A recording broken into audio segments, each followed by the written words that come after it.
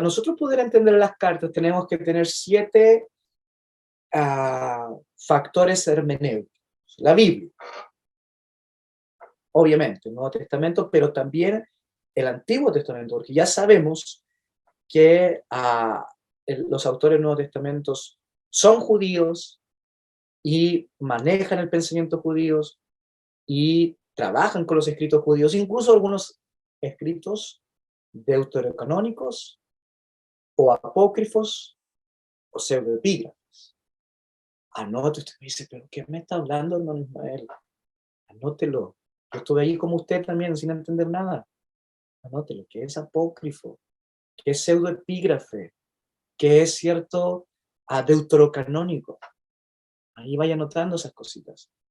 Entonces, necesitamos conocer la Biblia y necesitamos conocer también esa literatura literatura judía, y las cartas generales lo tiene. O sea, Santiago es un experto en transmitir la ley y llevarla, ¿no?, al filtro final que es Jesús.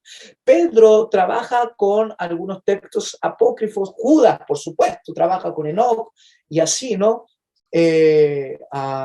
Nos damos cuenta, y nosotros debemos conocerlo, y debemos de estar a la altura de preguntarlo, ¿no? ¿Por qué en el Antiguo Testamento esos libros no están, pero los autores del Nuevo Testamento los citan? ¿No deberían entonces estar? ¿No deberían entonces ser inspirados? ¿No deberían entonces ser parte del Antiguo Testamento? ¿Por qué por un lado se dejaron de lado y por otro lado los autores neotestamentarios los citan? Y si esos libros son citados, ¿por qué otros que tal vez no son citados no están? Entonces son muchas preguntas que surgen. Nosotros debemos tener las herramientas para poder contestar esas preguntas. A los padres de la iglesia, que a mi parecer, porque es la Iglesia Católica quienes enfatizan más en ellos, nosotros les tenemos un repudio hermenéutico a los padres de la Iglesia, cuando en realidad son los que más nos ayudan a entender el misterio de las ciencias bíblicas neotestamentarias. Porque si es de sentido común. ¿Cómo saber, por ejemplo, que un libro fue escrito en el segundo siglo después de la era cristiana o tardío?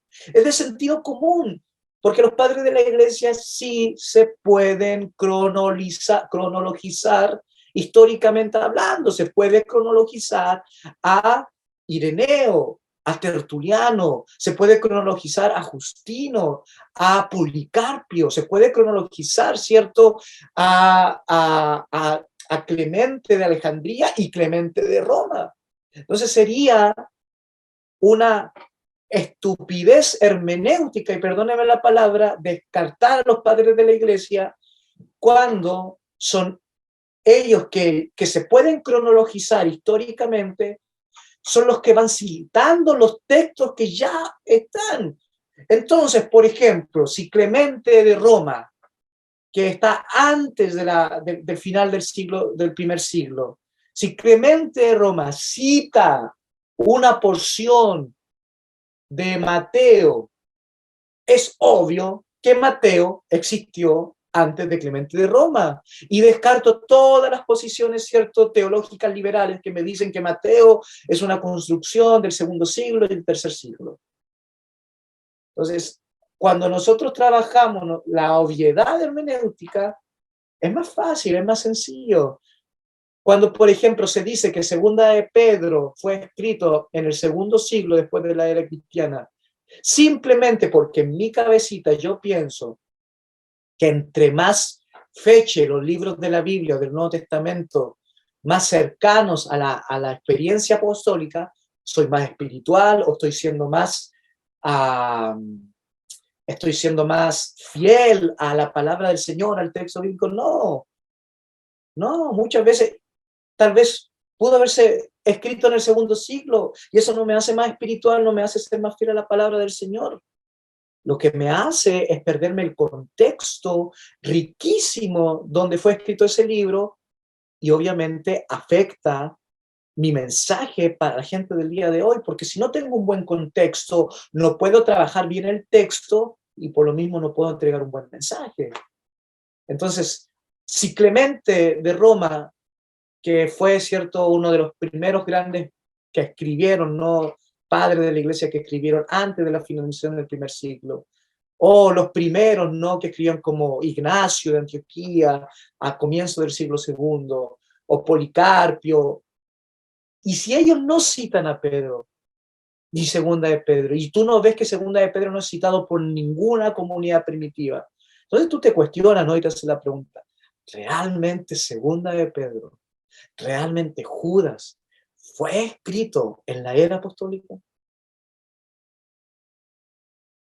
Oh, que tengo que decir que sí, porque si no digo que sí, estoy siendo un liberal. Y si soy un liberal, me estoy alejando de la palabra del Señor y no, no, no, y nada que ver. Lo que nosotros buscamos es el contexto, no para etiquetarnos dentro de liberal, progresista, balanceado, conservador, fundamentalista, sino que buscamos un contexto para iluminar el texto de mejor forma. Y para eso necesitamos a los padres de la iglesia, a los historiadores eclesiásticos, a los historiadores romanos que trabajan con el contexto de la primera, de los primeros cristianos, como Suetonio, como Tácito, como Plinio el Joven, como Flavio Josefo, por más desprestigiado que esté Flavio Josefo, porque se cree que su historia en realidad no es una historia, ¿cierto?, dentro de los cánones de la historiografía, de la objetividad, sino que en realidad es una construcción filosófica y teológica de lo que él quiso decir, pero por más desprestigiado que esté Flavio José, sirve Filón de Alejandría, sirven esos historiadores judíos, historiadores romanos. Y por supuesto la arqueología, necesitamos nosotros saber, arqueológicamente hablando, ¿cierto? Cómo vivían estas personas que, que escribieron, desde donde nacen las cartas o de donde nacen los cánones, cómo vivían o cómo simplemente recibieron estas cartas. Y ahí es donde la arqueología, que a mi parecer es en la historia, es el fenómeno histórico más interesante porque está libre de propaganda, de subjetividades, está libre, obviamente subjetiva, pero libre de las grandes subjetividades y libre, ¿cierto?, de la manipulación histórica, porque porque un artefacto, un material inorgánico, orgánico, no te va a mentir, ¿no? O sea, por más que algunos dicen, no, los galileos eran un pueblo sincretista que adoraban otros dioses, pero si tú vas y excavas Capernaum en los tiempos del Señor Jesús y no encuentras ningún ídolo romano y no encuentras ningún hueso de cerdo, que están por todas partes, ¿no? Pero en Capernaum no hay, porque realmente seguían la ley de Moisés. Entonces tú te das cuenta, no, era una comunidad que trataba de buscar a Dios, que trataba de seguir la ley de Moisés. Eh, Ahí tú ya puedes crear otro contexto histórico. Teología, lo que se encuentra y lo que no se encuentra, no miente, pero hay que saber interpretar. Entonces, en este sentido, yo quiero terminar el día de hoy esta clase con el tema de los padres de la iglesia, pero ah, quiero también dar tiempo a preguntas y comentarios. O si no, sigo y termino. ¿Sigo? No sé si sí, sigo. Vamos, sigamos entonces. Bien, sigamos. Bueno, los padres de la iglesia son los herederos, ¿cierto?, de los apóstoles. Muchos de ellos fueron discípulos de los apóstoles o discípulos de los discípulos de los apóstoles, como es el caso, ¿cierto?, de Juan, que tuvo un discípulo que se llamó Policarpio, y Policarpio tuvo un discípulo, ¿cierto?, que se llamó Ireneo, y ahí uno va eh, haciendo, ¿cierto?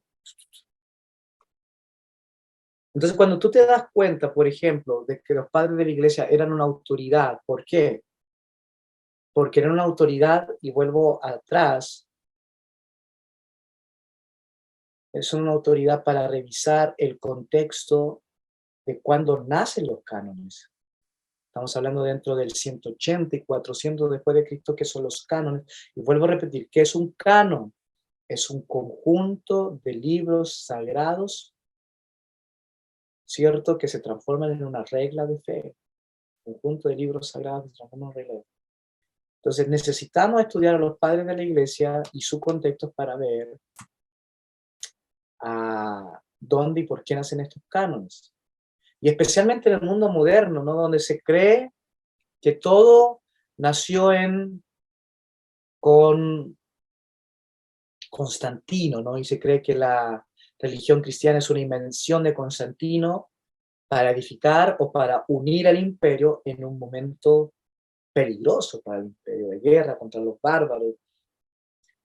Y se dice, y aquí autores, ¿no? Yo me recuerdo cuando estaba hace 20 años atrás, ¿cierto? Como pasa el tiempo. 20 años atrás, cuando estaba en el liceo y estaba de moda el Código Da Vinci, ese libro de Don Brown, ¿puede ser? ¿Se llamaba así? Y, y decía, ¿no?, de que en realidad el Nuevo Testamento es una invención de Constantino, es una construcción de Constantino para tener un conjunto de reglas que le sirva unir a la iglesia y que la iglesia sea el instrumento de manipulación colectiva en el imperio. Entonces, y todos, me recuerdo, mi profesor de historia estaba haciéndome, sabía que yo era cristiano, haciéndome preguntas, y al final todos mis compañeros estaban en esta reflexión. Y yo no tuve las herramientas para hablar, no sabía. Y no pude, y perdí esa oportunidad de compartir el mensaje, no tenía las herramientas. Constantino y su concilio de Nicea es del año 325 después de Cristo. Anótelo, concilio de Nicea, Constantino, 325 después. Y se piensa de que allí nace o surge el Nuevo Testamento, el canon del Nuevo Testamento como conjunto de libros. Bajando la voz, pastor, el tono de la voz. Sí, se cree que en el 325 nace, ¿no?, el concilio de Nicea y nace el Nuevo Testamento, pero no, les voy a demostrar que no. El canon de Muratori se llama así porque fue encontrado, ¿cierto?, interpretado por un señor de apellido Muratori. Es un canon, es un conjunto de libros que nosotros tenemos 125 años antes de Constantino y su concilio. Y este canon ya tiene la mayoría de los libros neotestamentarios. Por ejemplo, tiene los 4 evangelios, Mateo, Marcos, Lucas, Juan. Tiene el libro de Hechos. Tiene 13 cartas de Pablo, la que no tiene es Hebreos. Tiene la segunda carta de Juan y tiene la segunda carta de Juan y la primera, tiene Judas y tiene 2 Apocalipsis. Usted dice, ¿cuál es el otro? Hay muchísimos, ¿no? Hay más. Creo que hay más de 12, 14 Apocalipsis. Está el Apocalipsis de Pedro en este canon, o sea, de Juan, y el Apocalipsis, ¿cierto?, no me recuerdo si es de Pedro o Pablo, pero hay otro Apocalipsis, no quiero... aquí tengo el libro, vamos a buscarlo ahí.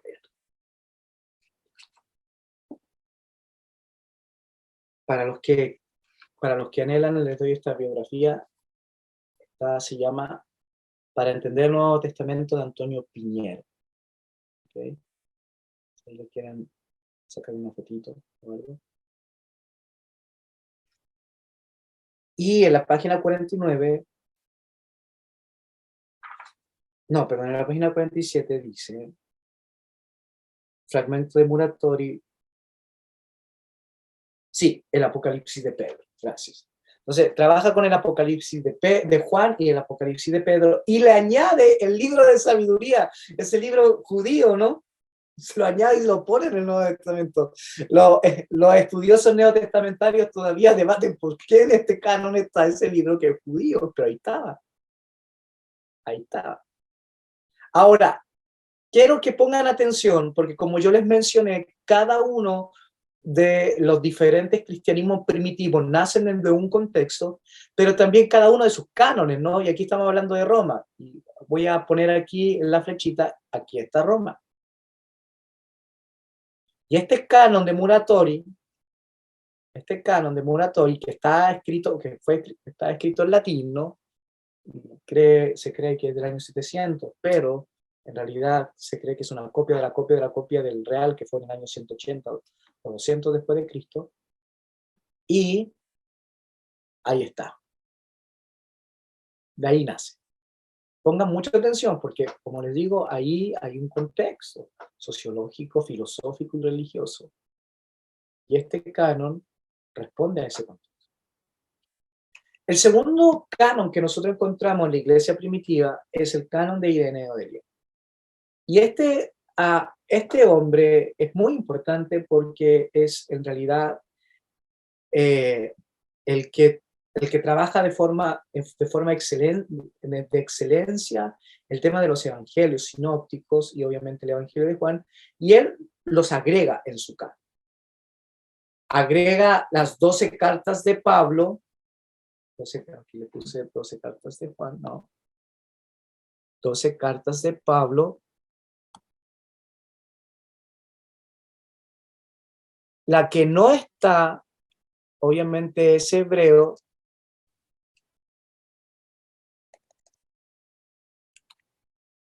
De Pablo. La que no está es, obviamente, Hebreos.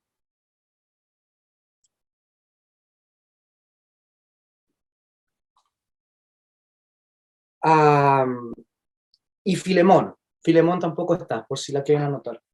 En Ireneo no agrega Filemón. Y cierto, está la segunda carta de Juan, Santiago y Apocalipsis, pero en Ireneo no está Hebreos, no está Filemón, no está Primera de Pedro, perdón, no está Segunda de Pedro, no está Tercera de Juan y no está Judas. No está Judas. Ok, este hombre pertenece a la Galia y Asia Menor.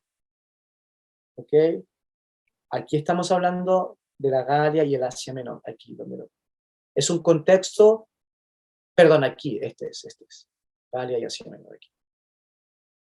Es un contexto totalmente diferente a Roma. Totalmente distinto. El tercero es Tertuliano. Y Tertuliano está en Cartago. ¿Dónde está Cartago? En África, aquí en el norte. Ya nos salimos, ¿cierto?, de Europa y vamos a África del Norte. También hay un contexto específico en Cartago. Tertuliano, por ahí por el año 200, cita todos los libros del Nuevo Testamento, los 27, menos Santiago, no está Segunda de Pedro, y no está ni Segunda ni Tercera de Juan. ¿Ok? Voy a ir rápido, este video ustedes lo van a tener después. Y en cuarto lugar tenemos a Clemente de Alejandría. Y Clemente cita a todos los libros del Nuevo Testamento, menos a Santiago, Segunda de Pedro y Tercera de Juan. La próxima semana vamos a hablar de Santiago, ¿no? Si el Señor Jesús no viene antes por nosotros. Y si se dan cuenta que es el libro menos aceptado. Es el libro menos aceptado. Nadie quiere a Santiago. Es el libro repudiado, ¿no? De la iglesia primitiva. Era por el tema de las obras, ¿cierto? Sí, exacto. Era el tema por las obras no. El tema por las obras es de los reformadores en el siglo XVI. Es por el tema del judaísmo, pastor. Exacto. En el segundo siglo es repudiado por el tema del judaísmo. Y recuerden, si se dieron cuenta, ninguno de los cánones, tenemos uno de Roma, tenemos uno de Asia Menor, tenemos uno de Alejandría y tenemos uno de Cartago, pero si se dan cuenta no hay ninguno de aquí. Ninguno de aquí. Y ya vamos a entender por qué no hay ninguno de acá. Porque recuerden que ya Jerusalén no existe. En el año 132, 133, Jerusalén fue destruido por Adriano. Y él hizo otra ciudad, no Jerusalén, incluso le cambió hasta el nombre. Antiano fundó otra ciudad donde estaba Jerusalén, destruyó todo y empezó a construir otra ciudad, le cambió el nombre, echó a todos los judíos y hizo, cierto, en Jerusalén una especie de colonia romana. Incluso le puso el nombre de su dios a Jerusalén. Antioquía, obviamente, fue afectado, ya los grandes pensadores antioquianos, como Ignacio, ya no, pero ellos no tuvieron la necesidad de hacer un canon. La próxima semana, si el Señor viene antes, vamos a hablar por qué nace el canon. Y vamos a hablar de un nombre, ¿no?, que muchos de ustedes conocen, pero como tenemos estudiantes, no tengo que volver a mencionarlo. Vamos a hablar de Montano. Vamos a hablar, ¿cierto?, del famoso hereje. ¿Quién me dice el nombre? Marción. Marción. Vamos a hablar de los gnósticos. Vamos a hablar de por qué nace este canon, y vamos a llegar, ¿cierto?, después hasta el concilio ¿cierto?, de Cartago II, por ahí por el año 397 después de Cristo, donde ya de ahí ya el canon no se toca. O sea, esos son los 27 libros y no se toca. Bien, comentarios, preguntas, reflexiones finales. Y aquí pueden entrar los que ya también han hablado antes. Pero voy a abrirle primero el paso a los que no han hablado y los que no han podido hacer sus preguntas. De los que no han hablado y los que no han hecho sus preguntas, ¿quién tiene algo que mencionar o preguntar o corregirme? También me puede corregir. Yo soy un ser humano, me puedo equivocar. Ingrid, ¿todo bien? Sí, todo bien. Está interesante, volviendo a recordar la forma en que usted nos enseña. Y igual delante cuando hablaba acerca de los movimientos, igual una vez escuché un pastor que decía que Billy Graham puede ser, que fue un movimiento que se creó más con un contexto político. Entonces, como que me lleva igual a pensar lo mismo que hizo Constantino. Entonces, como que siempre se levanta quizá y se relaciona el evangelio hacia movimientos políticos. Exacto, porque ustedes saben de que una transversal en la experiencia antropológica en la forma de ser humano es la religión. Incluso hasta los ateos que dicen no hay religión, viven una religión pero sin Dios, ¿no? Pero eso es un conjunto religioso también. Entonces, en ese sentido, la religión es la herramienta, ¿cómo le puedo decir? Es la herramienta más importante para poder someter a un pueblo políticamente. Entonces, si se da cuenta aquí, tanto los demócratas como los republicanos aquí en Estados Unidos hablan de la religión. Se pasa un republicano, dicen, no al aborto, no a los homosexuales, todos van a votar por él. ¿Por qué? Porque la Biblia habla, ¿cierto?, de la vida y todo, listo. No le interesan los taxes, no le interesa el tema social, no le interesan los hospitales, no le interesa el tema de los impuestos, no le interesa el tema, ¿cierto?, de la educación. Lo que le interesa a la gente es los homosexuales y el aborto. Listo. Todos votan por los republicanos. Los demócratas, su cartita bajo la manga es, ¿cierto?, el tema del racismo, que no es racismo, y la Biblia habla del no racismo, y tampoco al otro lado no le interesa el tema, ¿cierto?, del aborto, de los homosexuales, que son temas importantes, y cada uno juega sus cartas, y eso también pasa en Chile, cada uno juega sus cartas. Y uno dice, bueno, yo como cristiano, ¿por quién tengo que votar? ¿Por aquel que va a hacer algo contra los homosexuales? ¿O por aquel que va a hacer algo con el tema de los impuestos y de la educación? ¿Qué es más importante, lo homosexual o la educación? Entonces, ahí uno se debate con el tema, y ahí toda la política, ¿cierto? Todos los grandes partidos políticos usan la cartita manipuladora de la religión para sus propias ganancias y conveniencia. Bien, muy interesante su comentario. Muchas gracias. Paula, que ha estado calladita, a hermana Sandra, también. Sí, adelante, hermano James. Solo para aclarar una cosa, Sí. o sea, al final cuando mencionaste los padres de la iglesia y los cánones, o sea, de de Ireneo, de Tertuliano, no son canon en sí, sino citas dentro de su escrito, o son cánones que armaron?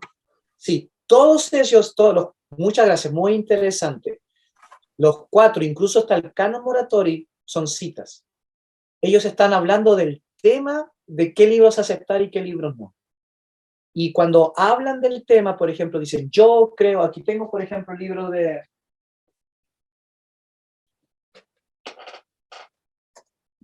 El libro de Ireneo de León. Y Ireneo no dice, cierto, este es el canon. No, porque incluso la palabra canon es una palabra posterior. Él no dice, este es el canon. No, no, no.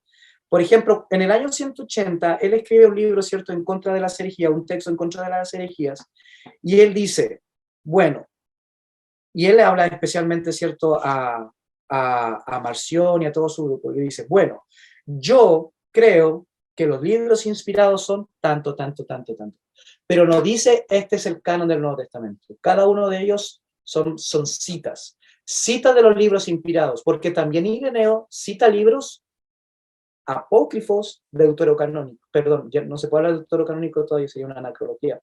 Es un término cierto del Concilio de Trento. Apócrifos y pseudopígrafes también los citan, pero no tienen la autoridad de los libros que él piensa que son los libros finales. Entonces, es muy interesante su pregunta porque no dice este es el canon del Nuevo Testamento, sino que dice estos son los libros que yo creo que son los que se deben de usar. ¿Sí?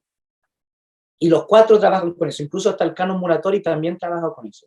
Ellos dicen, estos son los libros, ciertos, sagrados, los libros que se deben de usar. Bien. Mana Paula, ¿alguna preguntita? ¿Está bien? ¿Comentario? ¿No? Bien. Ahora sí le abro la posibilidad también de repetición a los que quieren, los que ya han comentado o han preguntado. Sí, adelante, Mauricio.